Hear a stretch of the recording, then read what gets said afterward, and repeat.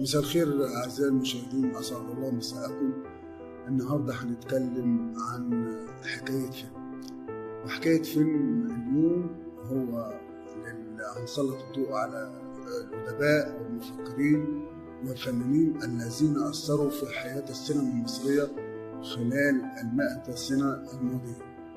والنهاردة اخترنا الكاتب والأديب الراحل الأستاذ فتحي أبو الفضل.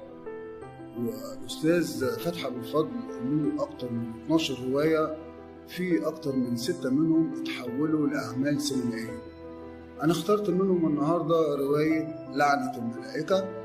ولعنة الملائكة تم تحويلها إلى عمل سينمائي بعنوان الحكم آخر الجلسة.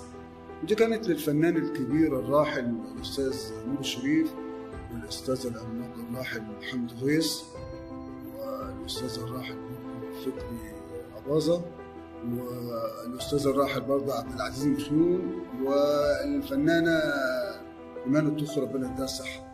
الفيلم كان دعوة، وهو ليس دعوة لإباحة الإجهاض، وإنما هو تسليط الضوء على العقلية المصرية في هذا الوقت المتشبثة بالولد والذرية والنسل دون السماع لكلمة العلم.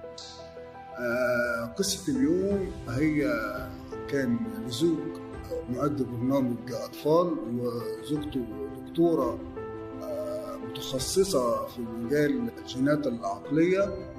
وحصل إن هي اكتشفت بعد الجواز وهي حامل في الشهر الأول إن جوزها أو عائلة جوزها تحمل جين وراثي مرض عقلي، واضطرت إن هي بعدها تواجه جوزها، واللي قال لها إن الموضوع عادي مفيش أي حاجة وبيحصل في أحسن من العائلات، ولكن هذا ليس صحيحا، وإنما هو بالدراسة.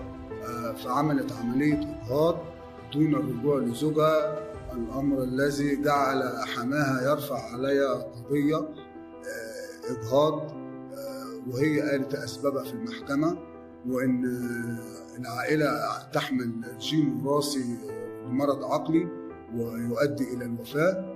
بتقف معاها في الفيلم دون أو في القضية دي الأستاذة إيمان الطوخي، هي أخت جوزها وهي محامية، وتقتنع بموقفها، ولدرجة إن هي بتقوم باستئصال الرحم لإيمانها الشديد بالقضية اللي بتتكلم فيها زوجة أخيها، وبتستدل الستار في الآخر على المحكمة.